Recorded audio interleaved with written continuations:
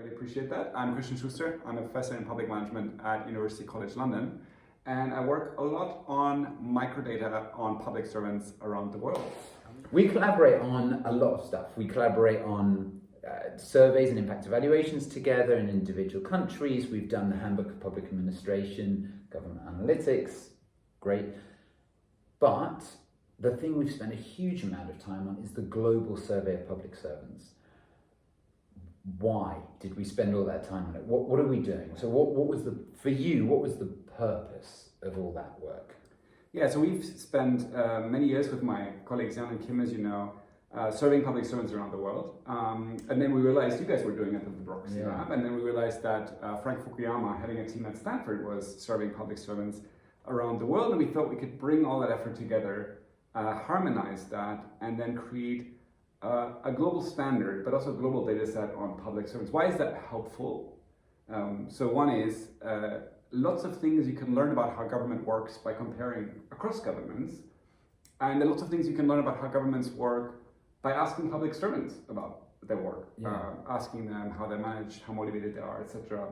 And so we thought there were huge opportunities. A lot of governments are asking these questions, but they weren't asking them in a harmonized way. Yeah. And so we thought there would be huge opportunities to get something coherent, best practice across countries that we could offer to governments, and that would allow governments to benchmark themselves. But there's always that demand when you talk to, public servants, offices of centralized management and individual ministries, kind of what should these numbers look like? What do they look like elsewhere? So I think what I'm excited about is to just paint more of a picture of what the public service looks like, both for ourselves, for researchers, and then very much for people who are trying to work out how to improve the individual ministries or individual services that they're working with. Because you've worked a lot in Latin America, you worked for the IDB for a while, so do you feel that it's something that was demanded by, counterparts, government counterparts? Yes, I mean, when we had our first big grant from what is now XCBO to run surveys of public servants around the world, and we put in that project proposal, we'll run national surveys of public servants in 10 countries. And we thought that was really ambitious and perhaps slightly overclaiming of what we're going to be able to do. And then we went to the countries, and actually every single country, every single government was happy to have somebody that could give them a really high quality management diagnostic based on a survey of public servants. Yeah. So there were far more open doors than we expected, because you ultimately give governments very granular data, not only for the government as a whole, but for every institution within the government, for different groups of public servants, by gender, by age, that previously they didn't have, about things that you can only measure with a survey, like the quality of management. It's very difficult to measure in other ways. The thing I always thought is it's kind of giving a voice to people who, though there's a stereotype of the public servant, often don't have a voice. They're powerless actually in these huge organizations.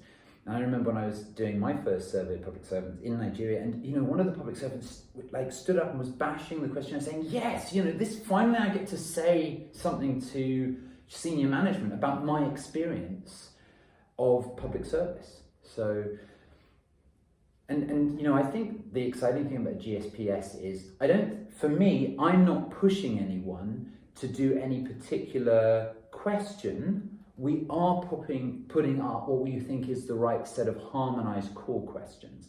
But I think for me, number one is just to get surveying of public servants done on a more regular basis in a more systematic way, based on evidence. I think we're trying to provide some of that evidence by showcasing what we found to be the most effective questions. And then we're doing some cross-country comparative work. Am I in the right field for you? Is that why you think we're being useful? And why? Yeah, no, absolutely. But I think also beyond that, what I like about it, like once you have data from 20 plus countries, really micro data from public servants around the world, hundreds of thousands.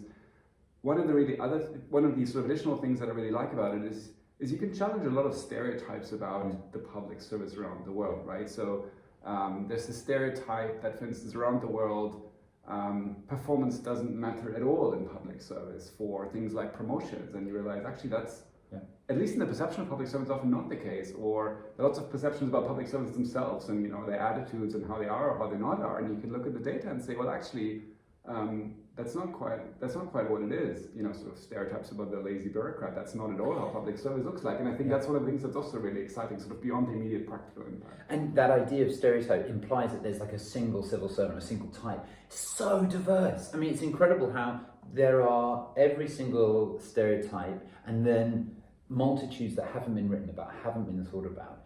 And it's fantastic to actually see all that variety from almost every one of our surveys has variation. And then also you've written a lot about how there is also some cores, some themes that you see in every single one of the settings that you've worked in, which is quite interesting. Yeah, so I mean, what I find exciting is sort of when you produce this data for, say, a government like the Chilean government. I mean, that might not be something that we immediately want to hear, but in some sense, in a government like that, every single institution is its own civil service world. With public servants, with their own motivations, with differences in management, and then one thing you've written a lot about is like even within an institution, if you go from one office door to the next office door, that's right. you're again in a new civil service world with different management practices and people with different motivations and different ambitions and desires. And I think one of the exciting things about that micro level data is you can show that to government and it gives people a voice, but it also, of course, generates accountability for managers. Because why is it that if you're in the same institution and you're like 3 offices down, you're doing a lot worse than somebody else on your floor? And I think that's really exciting. And then of course there are some things that are similar across countries. And like the thing we've written a lot about is sort of there's some basics in management that correlate with better outcomes everywhere, right? So there's some very basic things about how you manage government that make governments effective around the world. And that's also really exciting, something you can only see with data from around the world. Yeah. Hey, hopefully we're doing something useful. Cheers. Cheers. Thank you so much for coming.